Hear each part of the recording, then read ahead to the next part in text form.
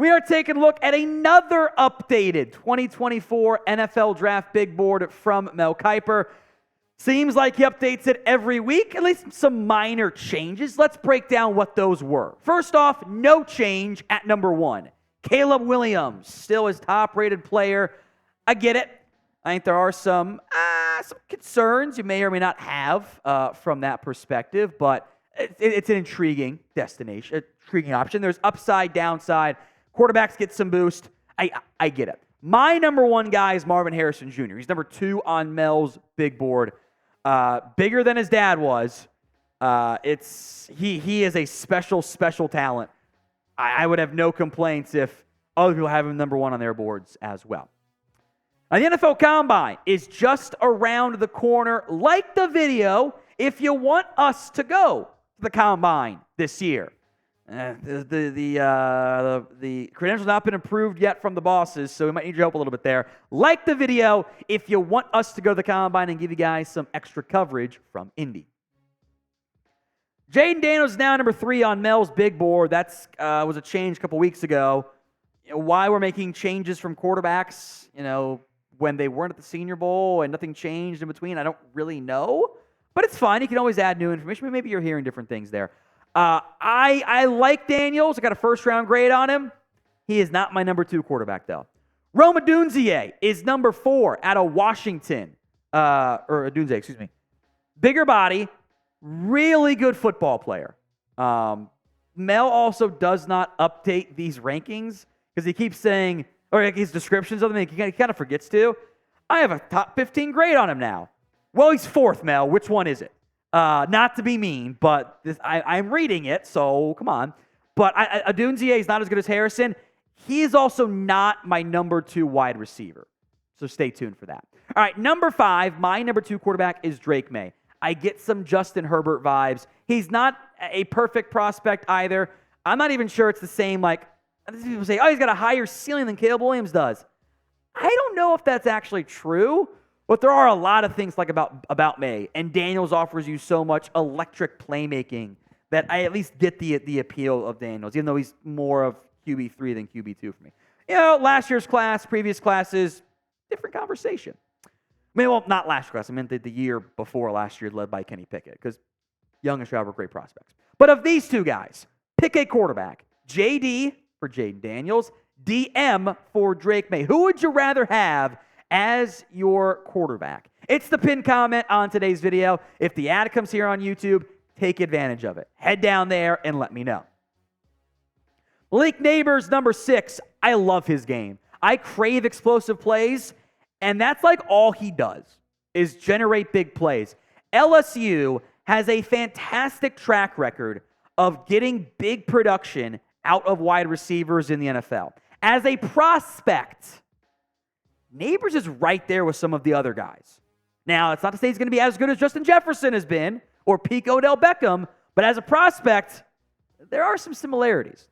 All right, number 7 is Brock Bowers. The tight end value is a potential red flag, but you don't see that level of production and athletic ability from most tight ends. The dude was taking jet sweep handoffs for touchdowns. That's super rare.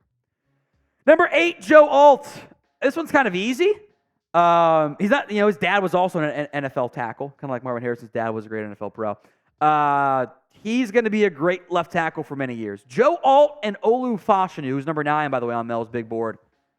Tackle 1A, 1B. Order them however you want to. If Fashanu had turned pro last year, I thought he would have been the first tackle taken. I don't think he was actually as good this year, but it wasn't bad either. He's a damn good football player. Finally, a defensive player on the list. Yeah, it took this long. Dallas Turner. He had the breakout year when he wasn't going up against Will Anderson opposite him and taking away some pressures and stuff there. Turner is not as good as Will Anderson. We've seen how good he was in year 1 in the NFL. But he's got really good athletic upside, maybe even more so than Anderson. Anderson was not a superstar freaky edge rusher necessarily. Turner could blow away the combine with how well he tests. Which that ends up being the case. But with medical concerns around Liatu Latu, I get Turner being the top-ranked defensive player. The NFL Draft is all about hiring for a particular role, a particular fit, right? Well, for your small business, you probably need something similar. And unlike the NFL Draft, you can use LinkedIn for your small business. You want to find quality professionals that are right for the role you're hiring for. That's why you need to check out LinkedIn Jobs. They have the tools to help you find the right professionals for your team faster and for free. LinkedIn isn't just another job board. It is a vast network of more than 1 billion professionals, which makes it the perfect place to hire people like producer Chris, who we found through LinkedIn for Chat Sports. It gives you access to professionals you can't find anywhere else. LinkedIn does all that while making the process easy and intuitive. Hiring is easy when you have that many quality candidates. So easy that 86% of small businesses get a qualified candidate within 24 hours, and there are 2.5 million small businesses that use LinkedIn for hiring. I'm not good at math. That's a lot of people that get a qualified candidate for their small business. LinkedIn knows that your small business is wearing a lot of hats. You might not have the time or resources to hire. They're trying and constantly finding ways to make the process easier. So post your job for free at linkedin.com/NFL Daily. That's linkedin.com/NFL Daily. Post your job for free. Terms and conditions do apply. It's in the comments and the description of today's show. Now, Brian Thomas Jr., the other LSU wide receiver, is also really good. The listed at 6'4", is going to run fast. Those guys go pretty early in most cases. Great production, too, by the way. It also brings up a fair question of, LSU had 3 top 12 players. How much quarterback does the credit and the receivers get individually? Or, you know what? You saw Joe Burrow have great success in the NFL, and those receivers did too. Maybe they're all just really damn good. One of Mel's guys, number 12 here, Troy Fautanu out of Washington, compared him to Elijah Vera Tucker. 12 is early for me. He also bumped him back up 6 spots. It seems kind of like Mel had been told to kind of drop him a little bit, and then he's like, I'm still going to do it. Talking with scouts, NFL execs, etc. 12's early, but he's a very good prospect. I think he does go in round 1. Cooper DeJean at Iowa here. The leg injury, we'll see that impacts his combine timing, which kind of stunk into the season early. He's really good, though. Impressive straight line speed, some ball skills, and he'll be physical in the run game as well. Nate Wiggins won't be as physical. Cooper DeJean is listed at 6'1", Wiggins at 6'2". There's 20 pounds that DeJean has on Nate. He's a more skinny guy, but he can sink his hips. He's got the recovery speed. He's long and lanky. I've been burned by this style of corner before, but the upside is so good. Oh, look, another corner. Terrion Arnold out of Alabama. By the way, these 3 guys, and number 6 we'll get to in a second, all slid down 1 spot. Arnold offers some inside-outside flex. He actually hasn't been playing corner for that long, which is intriguing because it means he can get better. That's really fascinating to me. Liatu Latu, number 16 here. If we ignore the medicals, he's probably at least number 10 on this board. But the neck injury got him medically disqualified at Washington. UCLA cleared him. We will know a lot more about his status post-combine. And we will get the whispers will eventually leak of how did things check out medically.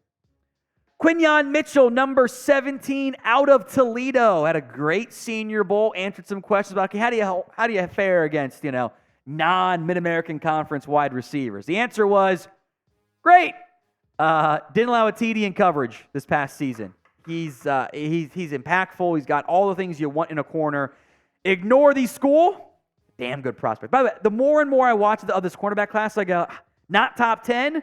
But like mid to late round 1 or the round 2, there's a lot of good options. Been a run on defensive players there. Who do you think is the best defensive player in the 2024 NFL Draft? Sound off for me in the comments section right now. Tayase Fuaga out of Oregon State next up here. I think that the scheme for Oregon State kind of minimized and made it easier from a pass protection standpoint, kind of inflated his numbers a little bit, but he's a mean mauler in the running game. If you need a right tackle, this is your guy. Jared Verse out of Florida State didn't have the best start to the season, but really got going late in the year, so the overall numbers look good. The game in, game out consistency was a red flag. Now, had a bit of a knee injury. That might have been the reason as opposed to the excuse, but there is enough pass rush juice here to justify a top 20 grade. J.C. Latham out of Alabama here, who I'm curious how much he weighs at the combine, because he was in the 360 range, and that might scare some Giants fans who remember Evan Neal being a bit heavy at times. But a people mover in the run game and held up pretty damn well in pass protection. I'm curious how he tests. Is he quick enough to survive in the NFL? Tyler Guyton is definitely quick enough. The issue is he needs more time. Guyton has immense upside. I think he might need a year, but a right tackle at Oklahoma, I think could play left tackle in the NFL. Only started 14 games in college, but the size and athletic ability and the flashes we've seen, those guys always get drafted super early. Now, the NFL Draft is going to be here before you know it, and I am already way behind on my scouting reports. We will be covering everything you need to know, though. Hit that sub button for me right now. Darius Robinson, just a massive breakout season for Missouri. Doubled his pressure rate, doubled his sacks, nearly tripled his sacks, by the way. He had a really impressive performance for Missouri, was dominant at the Senior Bowl. I think there's a real chance he goes in round 1. And if you want kind of a guy that can do some base end stuff and reduce down inside, play some 5 technique, this is your guy over those other kind of more pure outside edges. J.J. McCarthy, number 23 on this list. I do think he goes round 1, and he is going to be my QB4.